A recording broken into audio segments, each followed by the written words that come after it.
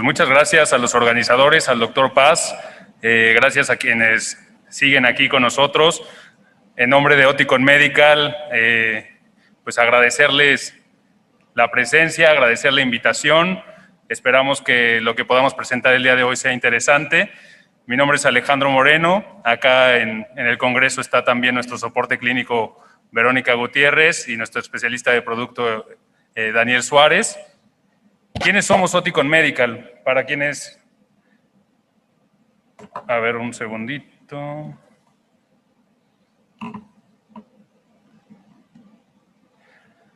Para quienes no han oído tanto de Oticon Medical, nosotros pertenecemos a un grupo de origen danés que se llama Demant.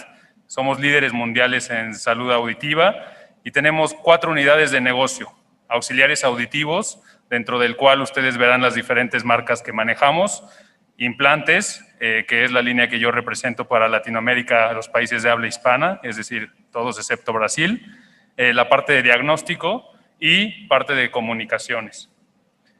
Nosotros como Oticon Medical en específico tenemos 2 unidades de negocio, una que son los sistemas auditivos osteointegrados, el Ponto, y el sistema de implante coclear, que la familia se llama Neuro.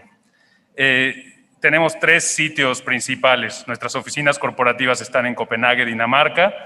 El desarrollo de Ponto está en Gotemburgo, en Suecia. Y el desarrollo de implante coclear se encuentra en Niza, en Francia. Les quiero mostrar un poco de la historia de Oticon Medical para que vean que en la parte de implante coclear venimos desde 1976. Es una fábrica francesa que compró el grupo Demant en 2013 y a partir de 2013 ha venido la incorporación de las mejores prácticas audiológicas de los auxiliares Oticon. Y Oticon Medical como marca existe desde 2007. Entrando en materia de la agenda, vamos a presentarles 2 temas el día de hoy. El primer tema es particularidades de implante coclear de nuestro implante Neuro ZTI. Para esto nos va a apoyar el doctor Leonardo Ordóñez, quien es otólogo, neurotólogo y otorrinolaringólogo, jefe de servicio y del programa de especialidad en la Clínica Universitaria Colombia. Es otólogo también del Hospital Militar y él nos acompaña desde Bogotá, Colombia. Y después del doctor Ordóñez nos va a apoyar el doctor Juan Carlos Cisneros con una charla referente a nuestro sistema osteointegrado Ponto y los resultados que tenemos a 10 años con este sistema. El doctor Juan Carlos Cisneros es médico adscrito al Servicio de Audición y Equilibrio del Instituto Nacional de Rehabilitación. Es también profesor titular del curso de alta especialidad en otología y neurotología de la Universidad Nacional Autónoma de México en el Hospital INR y es doctor en Ciencias de la Salud por la Universidad de Sao Paulo, en Brasil. Doctor Ordóñez, le cedo el micrófono para que nos ayude comentando un poco de las particularidades del implante coclear y de su experiencia con nuestro sistema. Muchas gracias.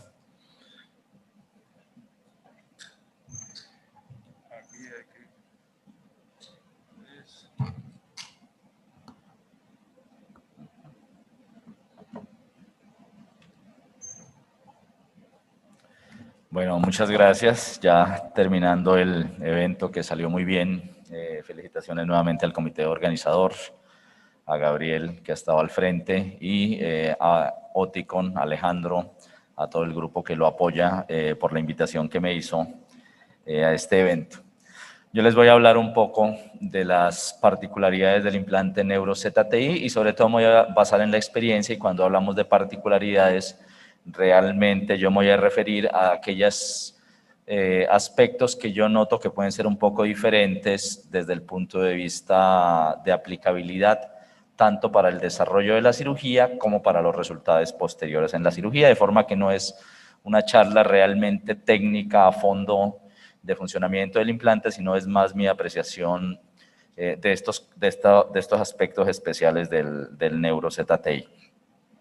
Entonces, como les dije, vamos a hablar de las especificaciones técnicas, cirugía y al final algo de la experiencia que nosotros tenemos en Colombia en los sitios donde trabajo. Bueno, el implante Neuro ZTI, como lo ven ustedes aquí, es un implante de cápsula única, es decir, la antena y el receptor estimulador están integrados en una sola unidad tiene un perfil muy bajo, 4.5 milímetros, y eso hace que sea un implante pequeño. Decía el doctor Gavilán que en algunas cosas podría ser mejor pequeño que grande. Acá en los perfiles creo que es una ventaja tener un bajo perfil. Y hay una característica muy específica que es el sistema de fijación. Una de las dificultades que tenemos en cirugía con implante coclear o con los dispositivos implantables es la movilización de la cápsula. Que es un desarrollo que tiene Oticon Neurolec cuando comenzó, realmente me parece que es una ventaja y que puede ayudarnos en cirugía. Se llama ZTI porque tiene un encapsulado de circonio, es una cápsula de titanio encapsulado a su vez en una cobertura de circonio, y eso hace que tenga menos elementos metálicos, tiene una muy buena resistencia y el sistema de 2 aletas flexibles que les mencioné que ayuda mucho en la fijación. ¿Eso qué nos permite? Yo pienso que la cirugía de implante coclear debe ser una cirugía, como se llama en inglés, soft surgery, una cirugía blanda, no solamente para el manejo de la cóclea, sino también durante el abordaje del implante coclear y de los tejidos blandos. Si bien es cierto, como por ejemplo lo mencionaba ayer Rafael, una de las causas importantes de las extrusiones son los biofilms, sin duda es una de las causas más importantes. También es cierto que si uno tiene un gran trauma quirúrgico al área de la cirugía, posiblemente estos tejidos con menor aporte vascular, porque hacemos incisiones más grandes, colgajos más grandes, va a ser menos resistentes a este tipo de factores adicionales que llevan a la pérdida de un implante. Entonces, estos tamaños nos permiten hacer incisiones muy pequeñas, como ustedes lo ven aquí, hacer una fijación que es muy rápida y muy sencilla, y un cierre que realmente le permite al paciente una muy rápida cicatrización de los tejidos. En cuanto a la resonancia magnética, tolera 1.5 teslas con el magneto en su posición. Si se requieren hacer resonancias de 3 teslas, hay que retraer el magneto para obtener una buena imagen. Como también lo mencionaba en alguna de las charlas a lo largo del evento, sin duda la resonancia es una de las imágenes más importantes que hemos desarrollado desde el punto de vista de salud, y es más, con el paso del tiempo cobra más importancia todavía, y hay aplicaciones hoy de la resonancia que no teníamos hace 5 o 10 años. Hace un tiempo que me puse a leer, por ejemplo, el infarto cardíaco, el infarto miocárdico, hoy ya hay aplicabilidad de la resonancia en el diagnóstico de cáncer de próstata, no solamente para el diagnóstico, sino para la toma de decisiones de si el paciente debe ser llevado a resección o no. Ya hay unos criterios de resonancia muy claros. A nivel osteoarticular realmente es muy, muy importante la utilización de la resonancia. Por eso la importancia, por ejemplo, de esta cápsula. A mí me parece que hacia futuro es posible que muchos desarrollos o muchas cápsulas comiencen a incorporar menos elementos metálicos que generan menos distorsión. Y finalmente, cuando uno quiere una buena imagen de la cabeza, la verdad es que cuando uno quiere ver el sistema nervioso central, tiene que quitar el magneto realmente. O sea, es la forma como se puede apreciar hoy una buena imagen. Realmente en el cuello hacia abajo sí es muy benéfico la mayor tolerancia, pero a nivel del sistema nervioso central las buenas imágenes se hacen realmente retirando el magneto. Nuestra primera experiencia fue con el electrodo que se llama clásico, es el electrodo estándar, por decirlo de alguna forma. Acá está las siglas de clásico, que es un electrodo, una serie de electrodos de 20 electrodos, alrededor de 26 milímetros, con una longitud activa de 25. Sin embargo, nosotros no sé cuánto tiempo después de que llegó el clásico ya tuvimos el Evo, y desde que llegó el electrodo Evo ya no volvimos a colocar la verdad el clásico. Estamos utilizando solamente el Neuro ZTI con electrodo Evo, que es un electrodo, es una serie de electrodos atraumático. También son 20 electrodos, la longitud activa son 24 electrodos, sin embargo tiene unos diámetros menores a nivel del ápex de 0.4 milímetros, y ahorita en el video de la inserción vamos a ver la importancia de este pequeño diámetro, y a nivel de la base alrededor de 0.5 milímetros. Son electrodos de banda completa y es un electrodo recto de pared lateral. Cuando hablamos de los electrodos, pues tenemos los perimodiolares, los posiblemente de media escala y los de pared lateral. Este es un electrodo de pared lateral. Cuando hizo el diseño Oticon, de este electrodo hicieron una prueba. Esto se encuentra publicado en un artículo, no tengo aquí la referencia, pero está perfectamente documentado de cómo esta línea gris aquí que vemos, que es el electrodo clásico de Oticon, incrementa mucho la fuerza de inserción cuando se llegan alrededor de los 250 a 300 grados de inserción. Y esta línea, acá, bueno, el color yo lo diría que es como ocre, que representa el electrodo EVO, vemos cómo a pesar de que la inserción se acerque a los 500 grados, no hay un incremento tan importante en la fuerza de inserción. Eso quiere decir que realmente con este electrodo se puede hacer una inserción atraumática. El cálculo que hicieron es una reducción del 32% en la fuerza que se requiere para hacer la inserción. Y pues tenemos en cuenta que no todas las cócleas son iguales. Ahorita que estamos hablando de la longitud coclear y de tratar de tener una muy buena cobertura a nivel coclear, no todas las cócleas son iguales. Para pequeñas cócleas que estarían aquí en verde se lograrían alrededor de unos 480 grados de inserción con el EVO. Para cócleas de mediano tamaño, por decirlo de alguna manera, 400 grados de inserción. Para cócleas grandes, alrededor de 300 grados de inserción. Eso sería lo que logramos con el electrodo EVO. Si perimodiolar o pared lateral, pues la discusión es eterna. Hay muchas cosas a favor de uno o de otro y probablemente, como lo mencionaba Alejandro, haya que seleccionar el caso. O sea, no hay un implante que sirva para todos los casos, así como no a un paciente se le puede poner cualquier implante. Yo creo que eso no es cierto, creo que se debe de individualizar. Y aquí tendríamos un electrodo de pared lateral atraumático. Esta es una opinión que aparece publicada en el 2019 con respecto a qué electrodo escoger, si el perimodiolar o el de pared lateral, y más o menos es un resumen pues, de lo que tenemos hoy. Finalmente, la primera conclusión es que la selección del electrodo es una decisión clínica en la cual el cirujano y el equipo tratante debe tomar en cuenta varios factores, es decir, no hay un electrodo que sirva para todo. Sin embargo, los electrodos de pared lateral pueden ser favorecidos en los casos de preservación auditiva. Vamos a ver, también les voy a presentar, no sabía, ayer alguien la presentó, creo que fue Alejandro, una revisión sistemática de los factores que se han involucrado en la preservación o no preservación auditiva, y pues hoy sabemos que los electrodos de pared lateral favorecen esa preservación auditiva, es decir, en estos casos, si ese es un factor a considerar, deberíamos tratar de usar un electrodo de pared lateral. Para los adultos con una pérdida profunda no hay datos para decir que un electrodo es mejor que otro, cosa que ahí el cirujano pues podría irse por uno o por otro. Sin embargo, en población pediátrica, posiblemente los electrodos de pared lateral sean una opción un poco más atractiva porque se requiere menos fuerza durante la inserción y, muy importante, durante el retiro. Yo antes, cuando hablaba con los papás, a quienes en la consejería o en la consulta previa antes del implante coclear, yo les decía que el implante era para toda la vida porque yo de verdad estaba convencido que el implante era para toda la vida. Sin embargo, ya hace unos meses o un poco más que me puse a pensar y todavía no conozco el primer dispositivo electrónico que dure 60 o 70 años. Es decir, si hoy operamos un niño de 3 o de 4 años, decirle que eso va a durar toda la vida probablemente no es cierto. Lo que ocurre es que los electrodos o los implantes que hemos puesto, que apenas llevan 30 años de historia, pues todavía no se dañan porque no pasa el tiempo suficiente para que se dañe. Pero hoy yo creo que es muy, muy posible que la mayoría de los niños que hoy implantamos los vamos a tener que reimplantar en algún momento dado. No porque la marca A, marca B o marca C sea mala, no. No, simplemente el uso de un dispositivo electrónico que lleva corriente eléctrica a través de una haz de electrodos del material que sea y por fino que sea, va a producir un deterioro gradual tanto del electrodo como del componente electrónico.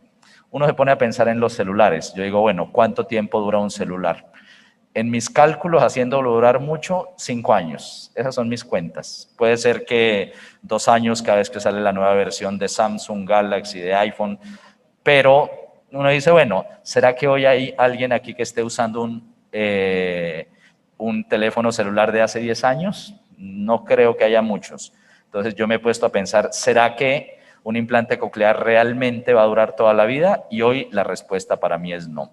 En ese sentido, colocar un electrodo de pared lateral cuyo retiro, cuando tengamos que reimplantar en 30 años, va a generar menos fuerza que un electrodo perimodiolar, y ese, por ejemplo, podría ser un factor a tener en cuenta en los niños a la hora de la selección del implante. Bueno, este es el metaanálisis que les decía, lo mostró ayer Alejandro, que son cuáles son los factores que influyen en la preservación auditiva. Como les mencionaba en la charla que di ayer, realmente es un metaanálisis de estudios observacionales, así que no es un metaanálisis de ensayos clínicos controlados, por lo tanto está en un nivel de evidencia medio y no en el ápice de la pirámide. Sin embargo, aquí sí he encontrado cosas muy importantes. Los electrodos rectos presentan un porcentaje de preservación auditiva mayor que los perimodiolares. Sin embargo, también es cierto que depende de cuánto vea uno la película. Si esto lo medimos a 6 meses, esto que estamos diciendo aquí es cierto. Sin embargo, si lo medimos a 3 o 5 años, posiblemente, independiente del tipo de electrodo que utilicemos, esos restos auditivos tienden a perderse. Sin embargo, sí llama la atención que en la fase aguda, por decirlo de alguna manera, el electrodo de pared lateral parece causar menos trauma. Esta es una evidencia clara. En cuanto a la longitud, como lo mencionaba ayer también Alejandro en su charla, no hay unas diferencias importantes ni en ninguno de los otros factores. El único que se asoció estadísticamente significativo con la preservación auditiva fue el electrodo de pared lateral. Y la inserción por ventana redonda estuvo cerca de alcanzar la significancia estadística, 0.06, pero pues finalmente no fue. El doctor Bento y el grupo con el cual él trabaja ya hizo la publicación de los resultados de preservación auditiva, y pues quienes deseen los invito a que lo lean. Igual que el resto de electrodos de pared lateral, se puede constatar que hay una preservación de los restos luego de la cirugía con el electrodo Evo. Cuando me dijo Alejandro que quería que presente esta charla, me mandaron una información. Y la verdad, este no es un tema que los cirujanos manejemos a fondo, que es cómo funciona la estimulación del electrodo dentro del implante coclear. Pero pues me mandan la literatura, finalmente me puse a curiosear y ya después comienza uno como enganchado con el tema y le comienza ya lo hace uno por gusto y por interés. Entonces, la forma como el NeuroZTI genera la estimulación eléctrica dentro de la cóclea se llama un pulso pseudomonofásico con descarga pasiva, con múltiples puntos o con múltiples polos a tierra, que es como lo podríamos decir. Esta es la graficación, pero bueno, ¿eso qué significa? Hay dos formas de estimular, de entregar estimulación eléctrica dentro de la cóclea. Una se llama bifásica, es decir, hay una estimulación pasiva y una estimulación positiva y una estimulación negativa. A cada una de ellas se llama monofásica, cuando se utilizan las dos pues se llama bifásica, y la estimulación bifásica realmente es la que se considera más segura, porque la estimulación monofásica puede dañar de los tejidos. De hecho, en humanos no está permitida la estimulación monofásica. Lo que pasa es que la estimulación bifásica, que la forma de graficarla sería como esta primera que aparece aquí, que es tanto en intensidad como en duración, un pulso eléctrico positivo equivalente al pulso negativo. Se le pueden hacer muchas variantes, se puede disminuir la intensidad y pueden haber múltiples formas de estimular. ¿Qué es lo que hace Oticon Medical? Hace una estimulación activa positiva, pero la descarga catódica o la descarga negativa es pasiva y prolongada en el tiempo. ¿Eso qué ventajas tiene? Que aumenta la eficacia en la entrega de la energía, genera unos umbrales o unos niveles T muy bajos. Desde el punto de vista de precisión espacial, se aumenta la precisión espacial. Esto también sumado a que la información de intensidad se entrega más en un aumento en el tiempo, más que un aumento en la intensidad. Y finalmente es una forma de estimulación segura. ¿Qué desventajas? La desventaja es que la descarga eléctrica negativa o catódica es lenta. Entonces, ¿qué es lo que se hace? El electrodo que entrega la información, no sé, el electrodo, digamos, de 1500 Hz, estimula la zona o entrega el estímulo con la frecuencia de 1500 Hz y todos los electrodos intracocleares funcionan como electrodos de referencia junto con el electrodo extracoclear que tiene. Bueno, eso es cómo funciona Oticon y cómo funcionan los otros implantes cocleares, que los vamos a llamar no Oticon y están en verde para no aludir a ninguno en especial. Y es una descarga, un pulso bifásico, que es tal cual lo que vemos aquí en la gráfica, ¿sí? Una descarga en este caso es negativa primero, después positiva, negativa con una duración y una intensidad similar. Eso hace que se disperse la energía. Y al haber más dispersión de la energía, eso finalmente va a generar unas consecuencias desde el punto de vista clínico. Entonces, ¿qué podemos decir de los pulsos bifásicos? Que son muy fáciles de dibujar, pero desde el punto de vista de manejo de esa descarga no es tan fácil y de hecho se necesitan chips complejos y no ha sido fácil que los fabricantes lo logren, o sea que la entrega de la energía sea como se pinta aquí en el gráfico, eso no se ha logrado encontrar. Y los pulsos bifásicos, tenemos varios estudios que muestran que pueden llevar a una descarga bimodal del nervio auditivo, es decir, esa frecuencia de 1000 Hz que le queríamos entregar al nervio auditivo llega 2 veces. Eso puede generar una pequeña distorsión tanto desde el punto de vista espacial, es decir, estimular áreas diferentes del nervio auditivo a la que nosotros queríamos estimular, y disminuye el impacto en la precisión temporal. Esto desde el punto de vista práctico, con lo que hablábamos ayer de binauralidad y con lo que mencionaban hoy en alguna charla, disminuye la eficiencia en la entrega de la información. Como les dije, ¿en qué se traduce la forma que utiliza Oticon? En que el 80% de la carga liberada, es decir, de energía eléctrica, se encuentra intracoclear en ningún punto fuera de la cóclea y solamente el 20% de la carga liberada es extracoclear. Y eso finalmente, ¿en qué nos afecta? Que el nervio, que la cóclea y donde tenemos el implante coclear, que es esta zona, pues tiene estructuras cercanas que lo rodean. Una de las más importantes es el nervio facial, y es fácil imaginarse que si hay una descarga de energía que sale de la cóclea, puede estimular el nervio facial o el aparato vestibular, ¿sí?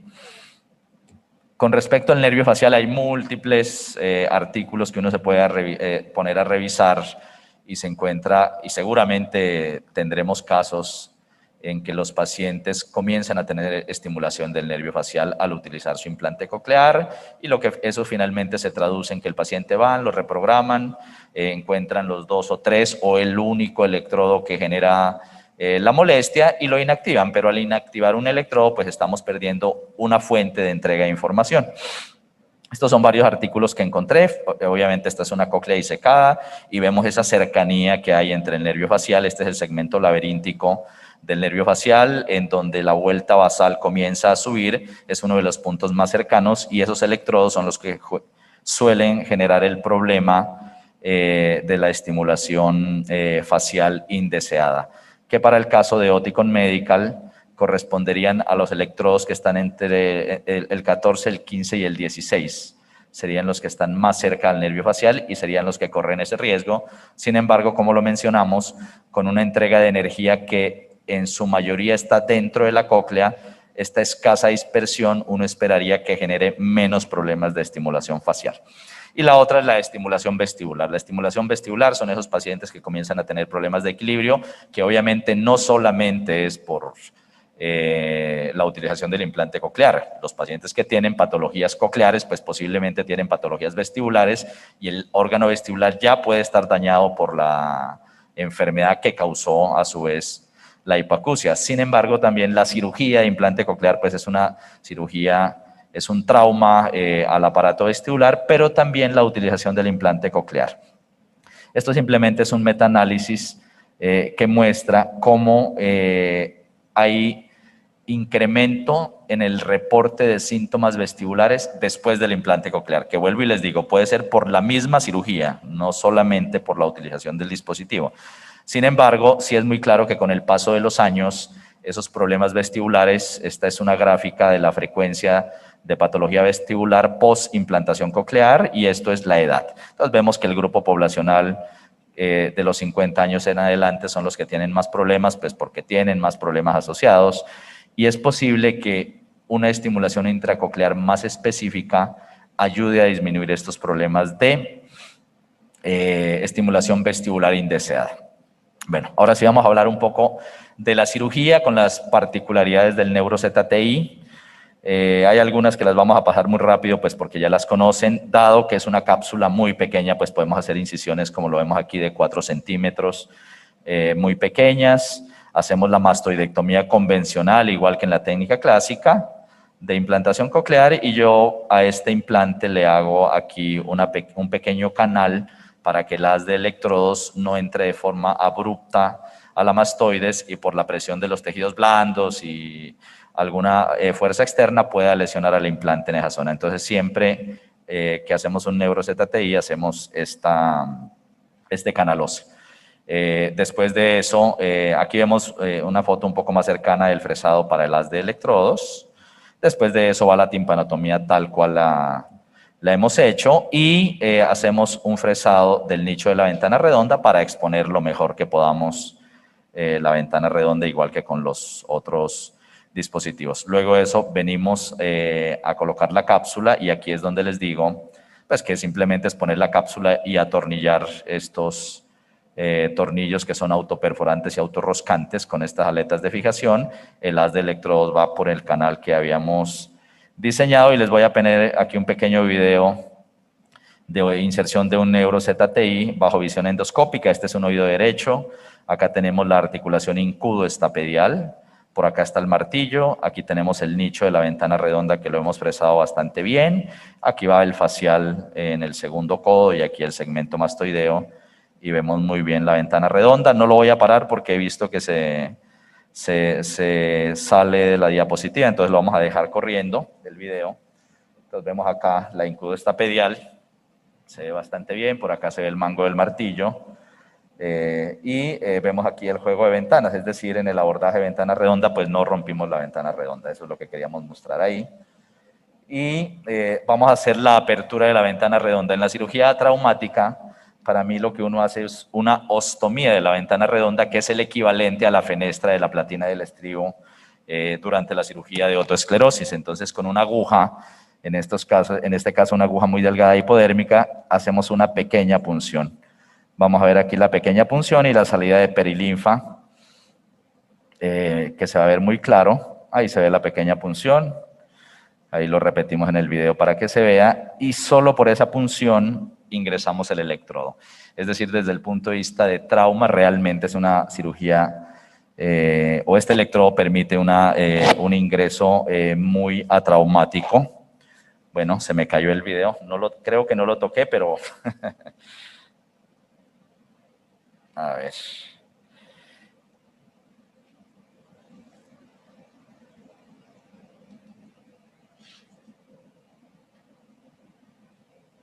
Bueno. ¿Este es? Sí. A ver. Por esa pequeña fenestra. Entonces, ¿quieres seguir hablando? Dale, tranquilo, cuádralo. Por esa pequeña fenestra que hacemos ahí, que vuelvo y les digo, para mí es como una ostomía de la ventana redonda, entra perfectamente el EVO. Si quieres cerremos esa, y habían otras dos presentaciones abiertas, ahí las vi, que debe ser una de ellas. Esa. Sí.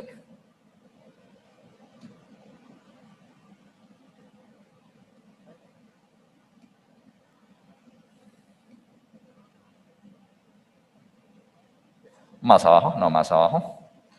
Es la 29. Bueno, no sé si lo podemos adelantar de una vez aquí, a ver. Sí, me dejó adelantar.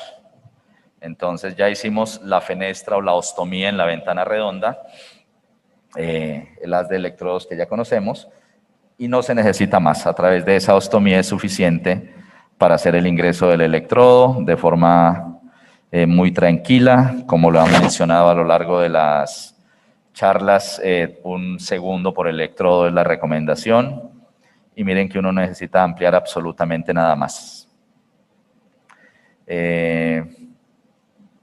Bueno, ahí vamos, y pues ya finalmente ahí recortamos el video, ponemos el tejido blando que ponemos para todos los implantes cocleares, y hacemos el cierre dejando una pequeña incisión tal cual se muestra acá. ¿Cuál es nuestra experiencia con el NeuroZTI? Tenemos en total al momento 48 pacientes implantados, 60% de ellos son hombres.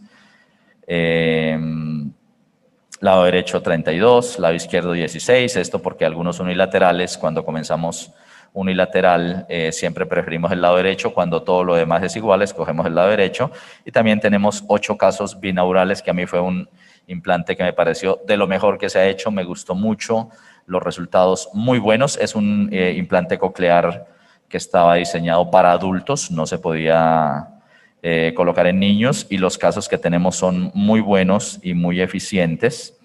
La gráfica de las edades, obviamente el mayor grupo poblacional que tenemos es en niños y en personas de la mediana edad. Los pacientes adultos, la mayoría de ellos preferíamos el binaural, ¿sí? La edad media de implantación fue de 28 años e implantamos con este dispositivo el paciente de mayor edad fue de 80 años. Y este es un gráfico del seguimiento. Entonces vemos que tenemos seguimiento de alrededor de 15 meses hasta un seguimiento de más de 5 años. El primer paciente que implantamos ya tiene más de 5 años de utilización del dispositivo, y esta gráfica se las muestro pues porque ahorita que hablemos de las complicaciones, vamos a hablar de unas complicaciones que ya no son de corto, o sea, una frecuencia de complicaciones ya no vista en el corto plazo, sino en el mediano plazo, que es el periodo de seguimiento que tenemos. Una gráfica de seguimiento especial para los pacientes con implante binaural, que tenemos varios de ellos ya casi con 5 años y algunos de ellos con más de 2 años de utilización del dispositivo.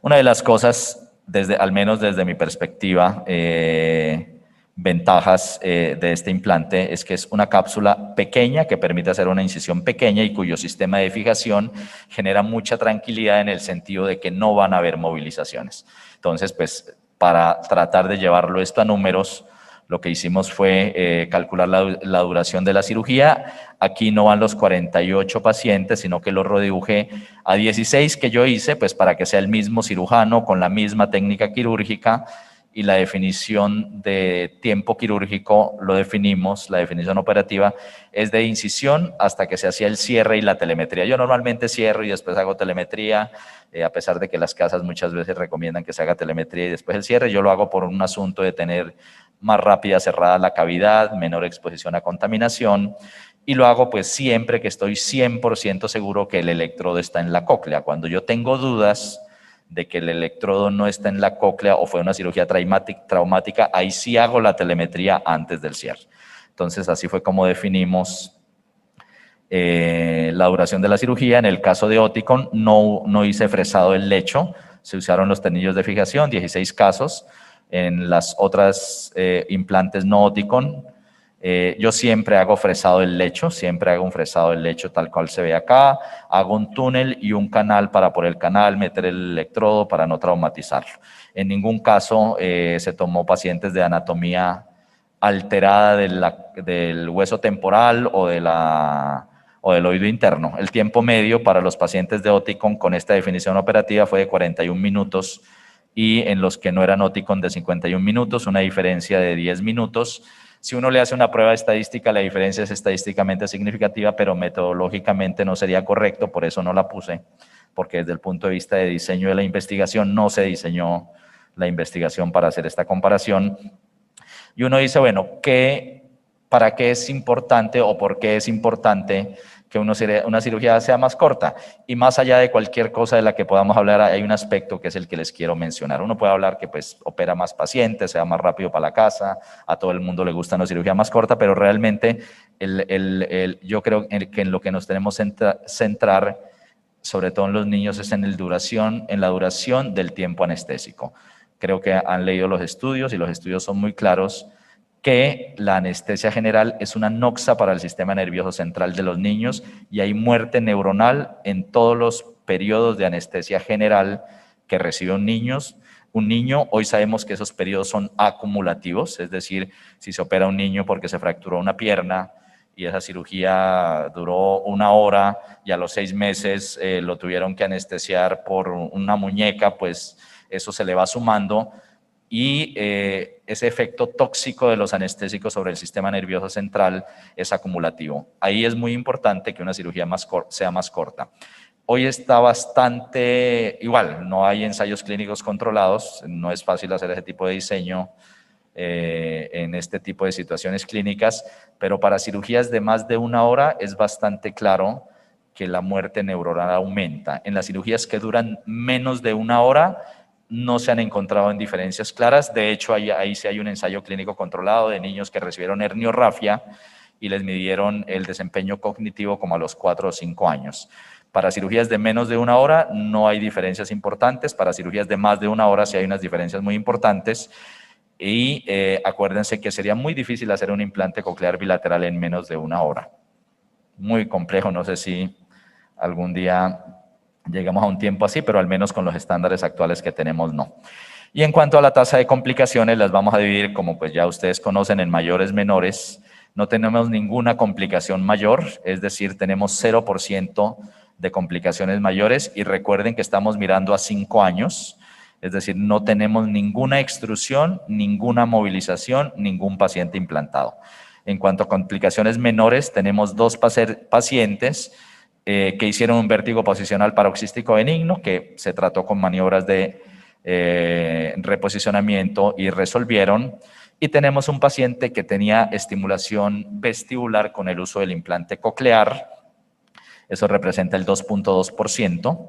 Y la resolución fue, como les mencioné, identificando el electrodo, se iban activando uno por uno hasta que encontraban el electrodo que generaba los síntomas de imbalance, y simplemente se apagó, correspondió a un único electrodo. Y ahí, complicaciones no relacionadas con implante coclear, tenemos un paciente que falleció por cáncer de próstata metastásico, obviamente es un evento médico no relacionado con la implantación coclear. Bueno, eso es lo que les puedo contar de mi experiencia. Muchas gracias a todos los asistentes.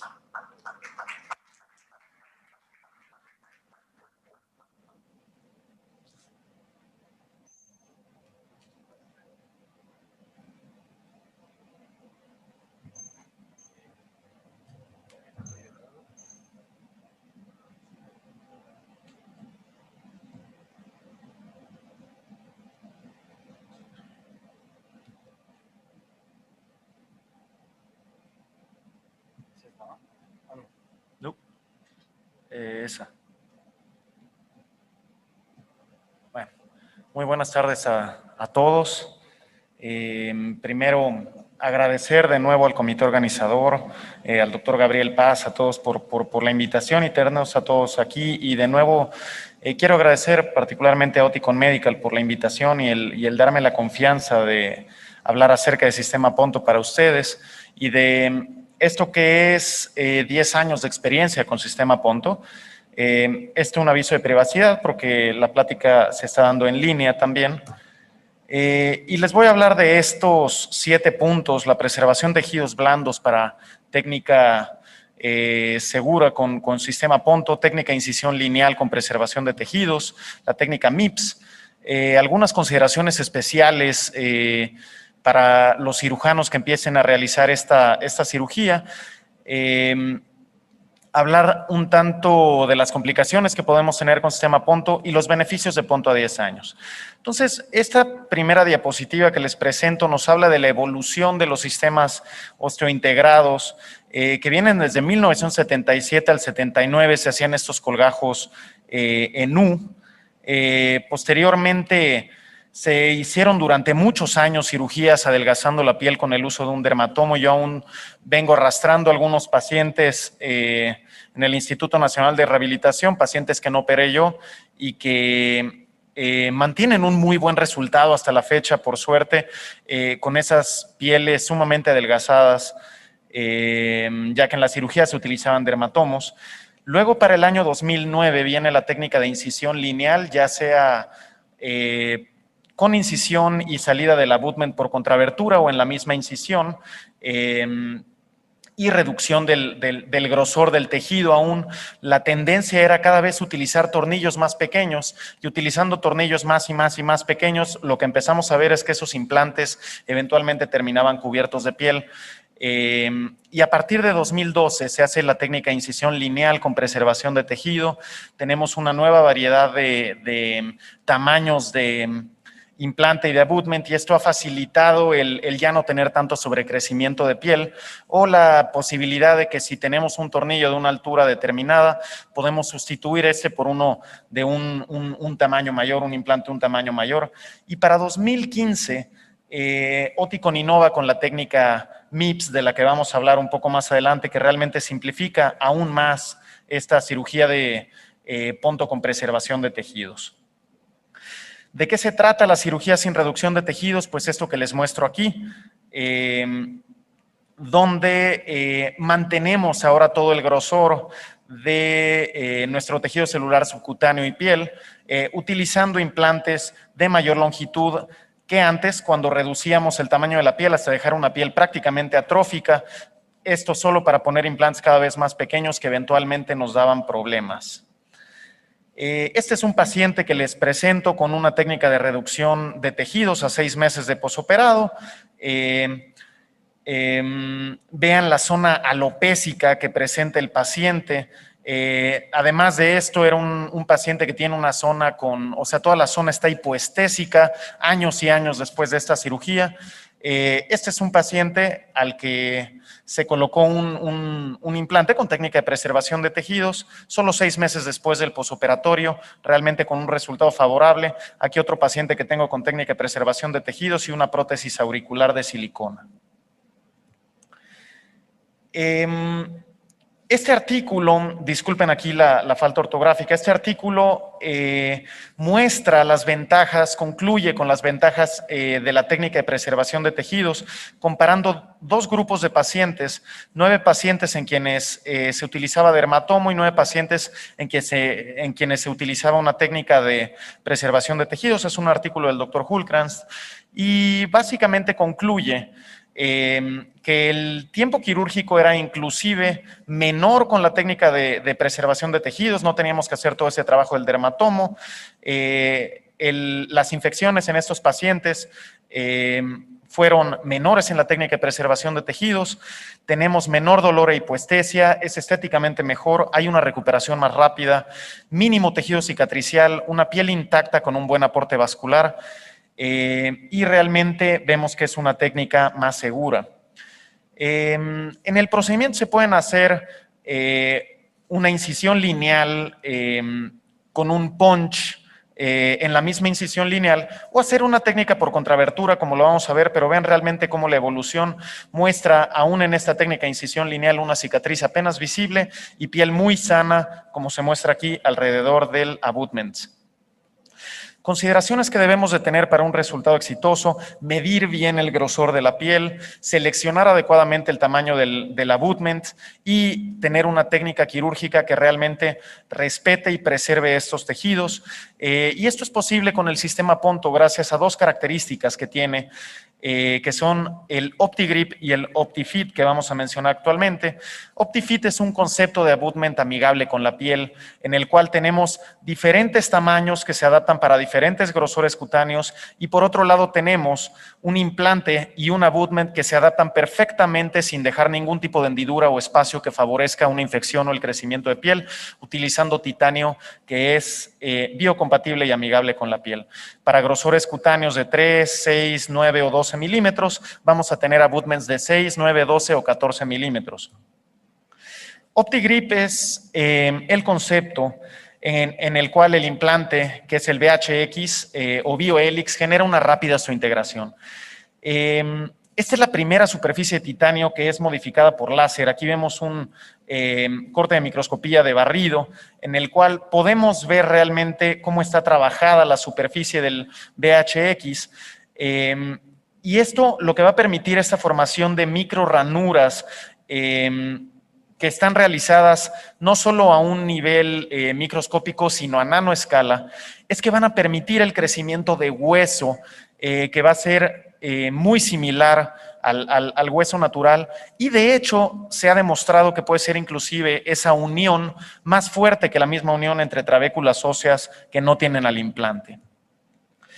La técnica de incisión lineal con preservación de tejidos, de nuevo, solamente en algo que quiero hacer énfasis para los cirujanos, es en medir primero, inclusive antes de infiltrar la piel, de manera tan adecuada como sea posible el grosor de la piel para escoger el tamaño adecuado del abutment. Estas mediciones las pueden hacer de 3 maneras. La manera en la que yo siempre lo hago es utilizando una aguja, con el medidor de Oticon, poniendo la punta de la aguja y esta nos va a decir realmente cuál es el tamaño adecuado, pero hay gente que puede utilizar desde un ultrasonido que se puede meter a quirófano o utilizar la misma regla medidora de Oticon ya con la incisión realizada. A mí me parece que ya el realizar la incisión y medir me genera cierto edema en los tejidos que me puede alterar y me puede enmascarar el tamaño adecuado, de la misma manera que lo haría la infiltración preoperatoria. Poner adecuadamente al implante, medir adecuadamente dónde va a quedar. Y más adelante vamos a mencionar que es muy importante tener una tomografía preoperatoria. Podemos hacer esta técnica, que es la técnica de contrabertura, que yo particularmente creo que es la que más realizo. No me gusta tener el abutment saliendo directamente en la incisión. Me gusta tener algo de tejido sano entre el abutment y mi incisión. Sin embargo, no hay ninguna complicación importante reportada entre las dos técnicas, que son esta que les muestro aquí, o la salida del abutment en la misma incisión, utilizando un punch para biopsias, haciendo nada más estas 2 semilunas de tejido para que se adapte perfectamente a ese sitio. Muy importante preservar, tanto como sea posible, el periósteo y el tejido celular subcutáneo y solamente retirarlo en el sitio donde vamos a colocar nuestro implante. Beneficios de la técnica lineal con preservación de tejido: mejor estética, menor dolor, menor adormecimiento, una cicatrización rápida, un mínimo tejido cicatricial. Es una cirugía rápida, completamente reversible. Aquí algunos pacientes con punto 4 o punto 3 power.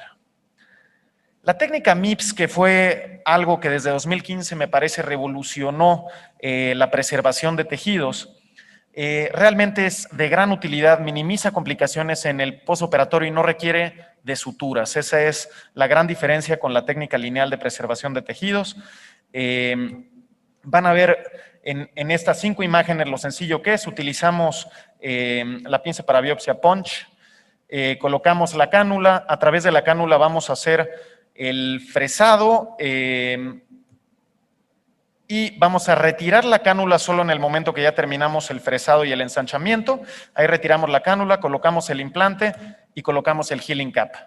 Realmente es una cirugía muy sencilla, se puede realizar en adultos en el consultorio con anestesia local, solamente comentándole al paciente que va a escuchar, que va a tener una sensación de ruido intenso mientras estamos taladrando, pero fuera de eso, con anestesia local se tolera perfectamente en el paciente adulto. No le sugeriría hacer esto en un paciente pediátrico.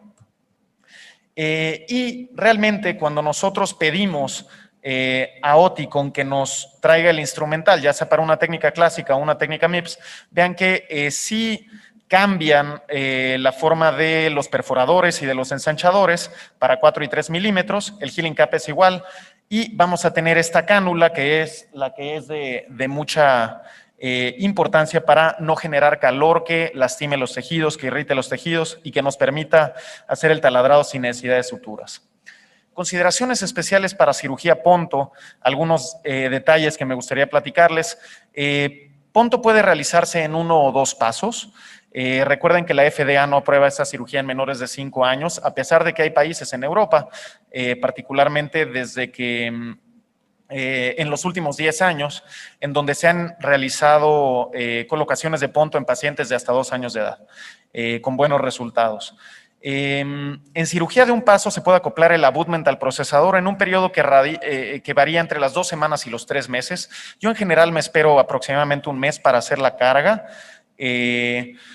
Sin embargo, hay estudios que demuestran que con 2 semanas, ya con el VHX, se alcanza una estabilidad que es excelente. Hay estudios de acoplamiento en 5 a 12 días. que muestran resultados realmente favorables. ¿Y por qué? Porque vean que la curva de estabilidad total que tiene el implante a lo largo del tiempo no varía mucho. ¿Por qué? Porque de inicio vamos a tener una estabilidad mecánica primaria que es brindada por el diseño del tornillo en el anclaje al hueso, que va a ser suficiente para darnos una adecuada rigidez al momento que vamos a realizar la carga con el procesador, y que posteriormente en el tiempo es que se va a dar esta estabilidad secundaria o biológica generada por la osteointegración, el crecimiento del hueso alrededor del VHX. Entonces realmente mantenemos un área de estabilidad total que puede protegernos si hacemos una carga temprana. La cirugía en 2 pasos, si la pensamos hacer de esta manera, sobre todo para adultos con mala calidad ósea, para adultos con osteoporosis o niños menores a 12 años en los que determinemos por tomografía un grosor óseo menor a 4 milímetros, hay un kit específico para hacerlo en 2 pasos y es lo recomendable, donde vamos a colocar el implante y vamos a poner un tornillo de cubierta y vamos a dejar así al paciente durante un lapso de 3 a 6 meses. Para después simplemente con el mismo punch que habíamos comentado, reabrir al paciente y cambiar el tornillo de cubierta por la pieza de abutment que, repito, tiene esta característica de OptiFit que va a evitar que entre esta zona y el abutment como tal quede ninguna hendidura en la que podamos tener problemas con la piel. Esperamos 10 días y ya hacemos el acoplamiento del vibrador óseo. Consideraciones especiales también, anestesia local o general. Les repito, con técnica MIPS es factible hacer esta cirugía con anestesia local en adultos. También con técnica de incisión lineal se puede hacer en adultos. No sé, es una cirugía que nos va a llevar 2 o 3 puntos, si acaso. Pero la anestesia general también es una opción segura, puede realizarse inclusive con una máscara laringea y es una cirugía de muy corta duración. Entonces realmente el considerar, el evitar la anestesia al paciente, pero puede tener un poco más de molestias, es algo que debemos de conversar con el paciente, pero se puede hacer perfectamente con anestesia local. Algo que les quiero recomendar es que en los pacientes pediátricos y en los adultos también, pero particularmente en los pediátricos, siempre realicen una tomografía. Recuerden que muchos de los niños en los que vamos a poner un implante osteointegrado son pacientes que tienen síndrome de microtiatresia, son pacientes que tienen síndrome de Pierre-Robin, son pacientes que pueden tener otras alteraciones y esas alteraciones óseas que derivan de la formación de los arcos branquiales nos pueden dar sorpresas, como por ejemplo dejar emisarias muy grandes, tener una cortical ósea diferente, tener un seno sigmoide en una posición anómala. En un paciente en el que realicé un punto teníamos un sinus pericrani, que es estas lagunas vasculares que drenan al seno sigmoide y que nos las encontramos al momento de hacer la incisión y empezamos a tener un sangrado abundante. Entonces, siempre tener una tomografía va a ser algo muy valioso, particularmente además para que midan el grosor de la cortical y eso les va a ayudar también a escoger el grosor de su VHX, que puede ser de 3 o de 4 milímetros. Y en niños, siempre anestesia general. En el manejo posoperatorio podemos retirar el healing cap y los puntos más o menos a los 10 días en los adultos y los niños sanan un poco más rápido, en 7 días más que suficiente. Y es muy, muy, muy importante que expliquen al paciente el uso del Pontocare Kit, el cómo va a estar realizando la limpieza para eliminar estos detritus que se pueden formar alrededor del tornillo de manera diaria. Y por otro lado, tener por lo menos 2 visitas al año con los pacientes para evitar una consecuencia que nos pueda generar problemas importantes, como esta aquí, que sería un grado 3 o 4 de la clasificación de Holgers. Este es el Pontocare Kit que le explicamos perfectamente al paciente, cómo va a estar limpiando esos detritus de queratina que eventualmente podrían quedar como residuo alrededor del implante para que no dé ningún problema. Manejo posoperatorio, pues recuerden entonces como complicaciones posoperatorias podemos tener inflamación, infección alrededor del abutment, particularmente si el paciente no tiene adecuados cuidados y que nos empieza a crecer piel sobre el abutment, estas complicaciones que fueron clasificadas por el doctor Holgers del 0 al 4, en 0 queremos tener a todo mundo o en 1 máxime, Un Holgers 2 se puede dar también tratamiento local, pero los grados 3 y 4 eventualmente ya requieren alguna manipulación quirúrgica o infiltración de esteroide o tratamientos con policresuleno o alguna otra cosa que nos ayude como queratolítico a disminuir ese crecimiento de piel o eventualmente inclusive la rotación de un colgajo o el cambio del pilar del abutment. Esta es otra cosa que es interesante, que es el PontoCare App para usuarios de prótesis osteoancladas, es un soporte activo que el paciente, al cual el paciente puede recurrir, involucra al usuario en sus preferencias de uso, provee al usuario con algunas herramientas para una mejor conversación con el profesional de salud, con el audiólogo, y por otro lado el audiólogo puede también descargar previamente la información valiosa del uso del paciente, antes de la cita de reprogramación. Por último, esta es una personal. Yo diría que para hipoacusias conductivas, hoy por hoy el uso del Ponto 4 es lo más recomendable. Para hipoacusias mixtas, el paciente puede valorar tanto el Ponto 3 Superpower como el Ponto 4, pero la gran mayoría van a elegir un Ponto 4. Y para hipoacusias mixtas sí que vale mucho la pena el gran poder que tiene el Ponto 3 Superpower, sobre todo cuando tenemos vías óseas abajo de 40 decibeles. Ahora les voy a hablar de este trabajo, que es un trabajo de 10 años de experiencia Ponto. El sistema Ponto, hace más de 10 años, los primeros usuarios encendieron sus Pontos y existe un compromiso importante de Oticon Medical con sus usuarios que ha brindado avances tecnológicos como los que hemos visto, investigación importante que ha roto paradigmas, y datos de mucho interés por la cercana colaboración con usuarios y clínicas. Hoy hay más de 200,000 usuarios en el mundo que confían en soluciones auditivas ancladas a hueso, y esto ha venido transformando el mercado de manera que antes existía una sola opción de implante osteoanclado, ahora existe una diversidad de dispositivos, probablemente 5 o 6 dispositivos distintos en el mercado, con los cuales podemos encontrar el mejor que quede para cada paciente. De 50,000 usuarios pasamos a más de 200,000 en los últimos 10 años, de las técnicas de adelgazamiento de piel a la preservación de tejidos, de grandes incisiones y desgastar la piel con un dermatomo, a la cirugía de mínima invasión, del uso de procesadores análogos a procesadores que tienen un procesamiento de señal muy avanzado, de hecho similar inclusive al que usan los auxiliares auditivos o inclusive muchos de los implantes cocleares, y de simplemente brindar acceso a sonidos a esto que es Brain Hearing, que es parte bandera de la marca Oticon.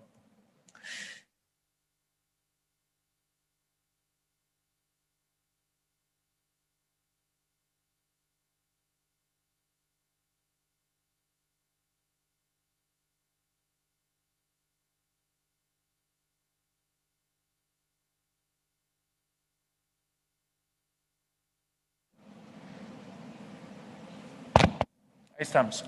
El sistema Ponto, entonces, es un pequeño procedimiento con grandes beneficios.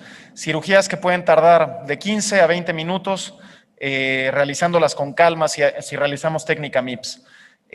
La técnica MIPS para implantes con abutment es la menos invasiva, y realmente los procesadores como Ponto 4 o Ponto 3 Power son excelencia auditiva probada, ¿no? El Ponto 4, particularmente con el uso del Open Sound Navigator, que utiliza tecnología de auxiliares auditivos probada por muchos años y que realmente da al paciente una capacidad de escuchar que no se tiene con otros osteoanclados. Diseño para cuidados sencillos y un abutment con un concepto amigable con la piel. Un software de programación que es sencillo para el médico audiólogo y que es bien reconocido, y tecnología, como les decía, utilizada en auxiliares auditivos convencionales para poder aprovechar al máximo el tener un implante osteoanclado. Este artículo, entonces, es un estudio que revisa 10 años de experiencia Ponto, y lo que hicieron fue tomar 41 estudios de entre 1,041 publicaciones que hablaban con los criterios de inclusión de considerar todas estas palabras VAX, baja, baji, osteointegrados, y que reportaban además en los criterios de inclusión, ya fuera calidad de vida, resultados audiológicos o resultados quirúrgicos con Ponto. Para resultados de calidad de vida son 5 publicaciones que hablan de 176 pacientes, para resultados audiológicos 20 publicaciones con 364 pacientes y para resultado quirúrgico son 27 publicaciones con 1,146 pacientes. De estos, 2 eran ensayos clínicos aleatorizados, la gran mayoría eran estudios ya sea prospectivos o retrospectivos que usaban controles y el resto estudios prospectivos no controlados o reportes de caso. Esto fue de enero 2009 a julio 2019, de ahí los 10 años de experiencia. Y lo que se vio en este compendio es lo siguiente: 98% de los usuarios reportaron mejor calidad de vida tras recibir el sistema Ponto, con un beneficio en el GBI casi tan grande como el de recibir un implante coclear. Entonces, vean que pacientes que recibían implantes cocleares podían tener un beneficio en el GBI de hasta 30 puntos y Ponto prácticamente daba una diferencia similar a diferencia de los implantes de oído medio. Ponto 4 entonces utiliza esta tecnología que es Open Sound Navigator, gran tecnología en un tamaño muy pequeño de procesador. Y algo que vemos con esta es que en ambientes auditivos complejos el 80% de los pacientes prefirieron el Ponto 4 sobre el Ponto 3.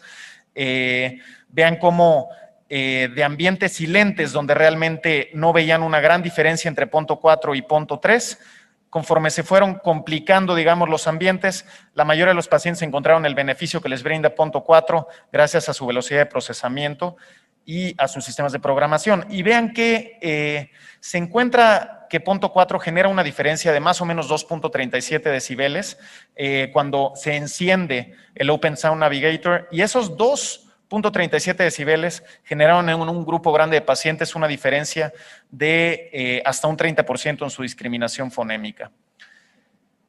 Ponto 3 Superpower es el procesador que da el mayor output entre todos los procesadores que hay de los de gran capacidad. Entonces, esto realmente no es solo escuchar más fuerte, realmente mejora muchísimo la calidad auditiva de los pacientes. Y esto lo vimos en un estudio que desarrolló Oticon Medical y que utiliza una estrategia para ver esfuerzo auditivo que es muy interesante, que es la pupilometría, donde compararon a Ponto Pro, Ponto 3 y Ponto 3 Superpower y veían que realmente los pacientes que utilizaban el Superpower tenían mucho menos esfuerzo auditivo evaluado por pupilometría. Esto es muy interesante en este trabajo. Vean los reportes de resultados audiológicos con Ponto. De entrada, algo que se ve, este es el 0 de ganancia y aquí estamos más o menos en 35. Entonces se ve que la ganancia funcional promedio utilizando un Ponto, que hasta este punto era Ponto 3 y Ponto 3 Superpower, era de 33.9 decibeles. Y que la brecha aéreo-ósea residual después de colocar un Ponto era más o menos de 6 decibeles. Entonces la ganancia funcional era verdaderamente interesante. Y por último también los reportes de resultado quirúrgico con Ponto, 27 publicaciones, repito, 1,146 pacientes, 1,166 implantes. Tras un seguimiento a 5 años, 15% de los pacientes reportaron algún problema dérmico. La mayoría de estos pacientes, un 10% de ellos estaban en un Holgers 1, que repito, realmente se mantiene en observación. A veces se da algún tratamiento simplemente tópico. 5% de estos pacientes requirieron tratamientos para problemas dérmicos porque estaban con un Holger 2 o mayor. Lo que nos habla de que tenemos solo un 5% de pacientes que tienen complicaciones significativas dérmicas y un 95% de pacientes que mantienen un adecuado uso a 5 años. Agradezco de nuevo y con esto termina la sesión para Oticon, Alejandro.